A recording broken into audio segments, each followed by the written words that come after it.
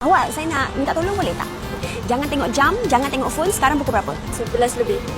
Alah. Hai sis, boleh minta tolong tak? Jangan tengok jam, jangan tengok phone. Sekarang pukul berapa? 11 kot. Alah, saya nak minta tolong sikit boleh tak? Jangan tengok jam, jangan tengok phone. Sekarang pukul berapa? 11. 11. Salah. Jangan tengok jam, jangan tengok phone. Sekarang pukul berapa? 10, 10.35, 38. 10.35. Okey lah, boleh lah. Paling dekat lah tu. Nah awak. Alamak, okey. Nak raya. Awak sekarang ni ada masalah dengan rambut tak? Saya kan, sebab tu daripada saya nampak tau. Ini macam saya kenal awak daripada kedai salon kan. Sebab saya tengok dekat TikTok saya nampak awak. Betul. Awak ada colour rambut? Ada. Ada colour rambut lah. Okey. So kalau colour rambut ada pakai hair mask ke serum ni ada pakai?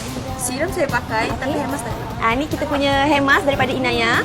Okey, yang memang kita pakai kat salon juga. Awak ada masalah rambut tak? Banyak dia masalah rambut. Okey, antaranya Pasal sebab kita kan kerja stress sikit, so dia macam boarding. Tu kerja, lepas tu saya berhenti kerja duduk rumah dia macam menebal, rambut tebal. Lepas tu bila saya dah mula start kerja balik dekat macam kerja retail kan penat kan.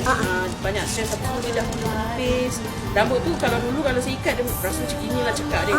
Sekarang rambut macam gini je. awak ada Menipis pakai lah. apa-apa produk tak dekat rumah? Macam tonik ke serum ke mask ke? Dulu kita rajin juga pakai tonik. Tapi macam yang traditional punya tonik. Tapi sekarang dah tak pakai lah sebab tak kuasa lah balik rambut tu.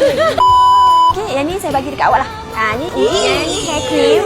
Hair cream ni conditioner lah. Conditioner ni awak boleh pakai setiap kali awak mandi, sekali pakai dengan shampoo. Saya sebenarnya nak ajak awak berdua datang ke salon kita untuk buat treatment lah. Saya belanja awak. Nanti bila awak free, kita akan message awak lah.